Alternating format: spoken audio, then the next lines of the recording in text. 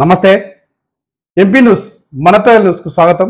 ఈరోజు పేపర్లోని న్యూస్ చూద్దాం। సన్ రైజర్ మళ్ళీ దంచేసింది। బెంగళూరుపై 287 పరుగుల రికార్డు స్కోర్। మోదమోగిన చిన్నస్వామి స్టేడియం। ఆగస్టు 15లోగా రుణమాఫీ, వచ్చే పంట నుంచి 500 బోనస్।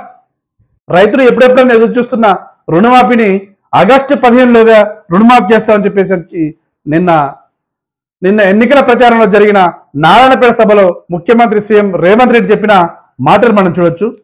మీడియాతో మాట్లాడేంటి, కోర్టు ఆవరణలో మాట్లాడంతో కవితపై న్యాయమూర్తి ఆగ్రహం। మీడియాతో ఈ కల్వకుంట్ల ఫ్యామిలీ అధికారం ఉన్నప్పుడు ప్రతిసారి మీడియాకి ఏదో ఒకటి ఉపన్యాసం మాట్లాడుతూనే ఉంటారు। ఈమె సిబిఐ అరెస్ట్ చేసినప్పుడు కానీ, లేదంటే మొన్న మద్యం కుంభకోణంలో అరెస్ట్ చేసినప్పుడు కానీ జై తెలంగాణ అని పిగిలి బెదిరించారు। ఎందుక పిలికిలి ఇలా పోరాటం చేస్తే పిగిలి బెదిరించి జై తెలంగాణ అప్పుడు మనం పోరాటం చేద్దామని చెప్పి నినాదం ఇచ్చిళ్ళు, జనం అందరూ నమ్మిళ్ళు। ఇప్పుడు జైలుకి వెళ్తున్నప్పుడు జై తెలంగాణ జై తెలంగాణ ఏందా కదా।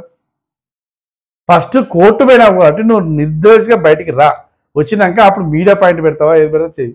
ఇక్కడ తెలంగాణ లెక్క ఏది పడితే అది మాట్లాడతాం, ఎవరి ముందు పడితే వాళ్ళు మాట్లాడతాం, మా అధికారం ఉంది ఇష్టం చేద్దంటే కుదరదు।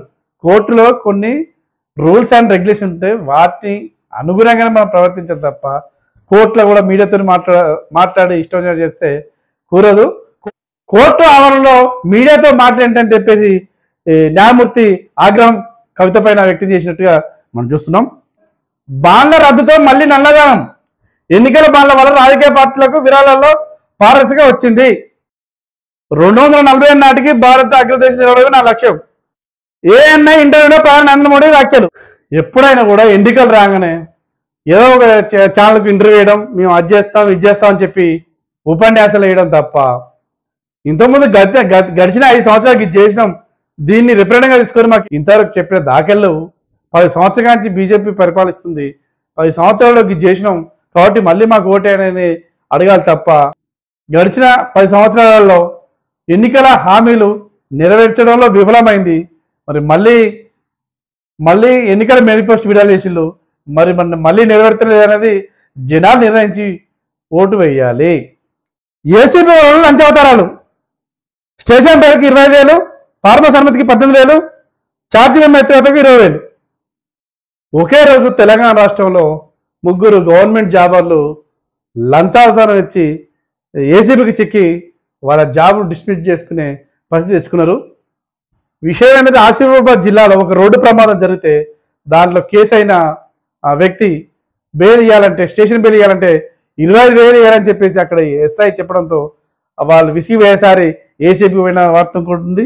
ఇంకోటి ఫార్మసీ అనుమతికి మిర్యాలగూడలో ఒక కొత్త అతను హాస్పిటల్ పెట్టి దాని పక్కనే మెడికల్ షాప్ ఓపెన్ చేద్దామని ఆన్లైన్లో అప్లై చేసుకుంటే మీ పత్రాలు సరిగా లేవు, 18,000 లంచం ఇస్తేనే నీ ఫార్మసీ నడుస్తుంది తప్ప అంతర్దాకా నీకు అనుమతులు రావంటే వాళ్ళు కూడా వేసారి ఏసీబీకి ఫోన్ చేయడంతో వాళ్ళు వచ్చి రెడ్ హ్యాండర్గా పట్టుకున్న వార్త మనం చూడవచ్చు।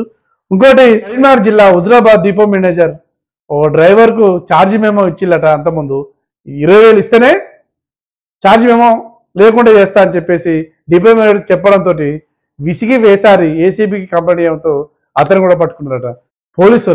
పోలీస్ అంటే జనంలో ఎంతో గౌరవం ఉంటుంది, దాన్ని కాపాడుకొని పోలీస్ జీతం ఎస్ఐ జీతం అంటే కనీసం 50 నుంచి 70,000 జీతం వస్తుంది నెలకు, అది సరిపోదన్నట్టుగా ఇప్పుడు లంచావతారం ఎత్తారు।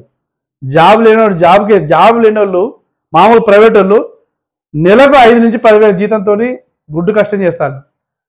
వీళ్ళకి బండ్లు ఇచ్చి, ఏసీ రూములు ఇచ్చి, అధికారాలు ఇచ్చి జాబ్ చేయాలంటే వీళ్ళు లంచావతారం ఎత్తారు। దశాబ్దాల కాల సాకారమైన వేళ గోదావరి 2వ వారధి రాకపోగా సురు, భద్రాచలం వద్ద ప్రారంభించిన భద్రాద్రి కలెక్టర్। భద్రాద్రి గోదావరి నిర్మించిన 2వ వారధి ఓపెనింగ్ అయిందని చెప్పిళ్ళు, ఆల్రెడీ ఓపెనింగ్ అయిందట అక్కడ।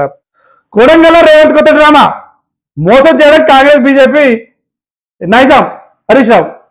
ఇక వీళ్ళు 10 సంవత్సరాలు చేసిన మోసాలు గీసాలు ఏవి గుర్తురావు, ఇప్పుడు ఎన్నికలు రాగానే ఇక ఒక్క సీటు కూడా గెలుతారో కానీ ఇక ఈయన తెరలేపిండు ఇక మాటలకు।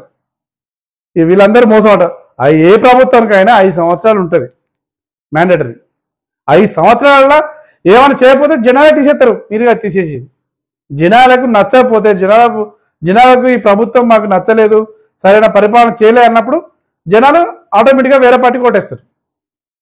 ఇప్పుడు ఈ ప్రభుత్వం వచ్చి 3-4 నెలలు కాలేదు, ఇప్పుడే అది చేయలే ఇది చేయలే అంటే ఇక అది చేయలే అని చెప్పేసి మాట్లాడతారు. జనానికి కావాల్సిన ఎన్నో హామీలు ఇచ్చి అన్ని ఫెయిల్ అయిపోయి బుక్కబర్ర పడి ఏది పడితే అది మాట్లాడతాడు హరీష్ రావు. ఇది 20 వార్తలు.